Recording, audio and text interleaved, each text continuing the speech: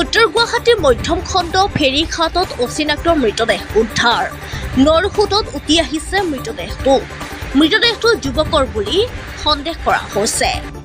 মৃতদেহটোক লৈ চাঞ্চল্য বিৰাজ কৰিছে মধ্যম খণ্ড ফেৰীঘাটত।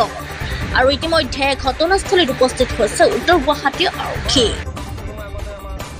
পানী কাৰেণ্টত আপোনাৰ ডেড বডি এটা আহিছিলে। আহি কিছু মানে আমাৰ পানটুনৰ পৰা মোটামুটি 100 ফুটমান আগত ডেড বডিটো ৰখিল মানে আপোনাৰ মানে জাবৰত লাগি পেলাই ৰখিছে। আকৌ পানী কাৰেণ্টত আকৌ নিজে ভাঙি উঠি গুচি আহিল। ডেড বডিটো মতা মানুহ, সেইখিনি লৈ আমি দেখি পাইছোঁ।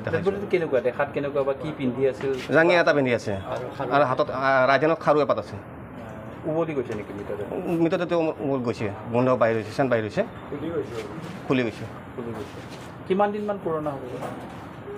এতিয়া ধৰি লওক 5 দিনমান হ'ব পাৰে, কাৰণ যিহেতু গোন্ধ বাহিৰ হৈ গৈছে। হ'ব।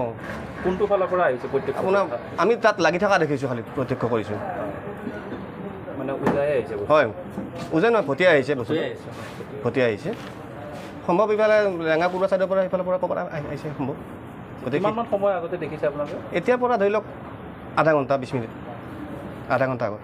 এই ডেড বডি এটা ভাহি আহিছিলে। আহি অকণমান আগত আমাৰ জাহাজৰ এই আমাৰ খুঁটিবিলাক থকাৰ আগত তাতে অকণমান সময় ৰখিছিলে, কিবা জাবৰত ৰখিছিলে নেকি। তাৰে পিছত পানীৰ ঢৌত আকৌ তাৰমানে মাজেদি গুচি গ'ল। এইখিনিয়ে দেখা পাইছোঁ আৰু বেলেগ দেখা নাই। মোৰ বিশ্বাস বহুত দিন হৈছে যেন পাইছোঁ। আমি এটা দুৰ্গন্ধ ওলাই গৈছে, এনেকুৱা চেণ্ট ওলাইছে। আমি তাৰমানে জাহাজৰ পেচেঞ্জাৰে হওক, আমাৰ ষ্টাফে হওক, মানে মাস্ক পিন্ধিব লগা হৈ গৈছে। দেখাত এনে মতা যেন লাগছি, কিন্তু কি মতা নে মাইকী আৰু সঠিক ক'ব নোৱাৰিম।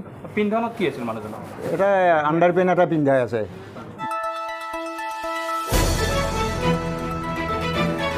দ্য নিউজলেণ্ড, অবিৰত তথ্যানুসন্ধান, আপোনাৰ সেৱাত খবৰ সন্ধান। দ্য নিউজলেণ্ড।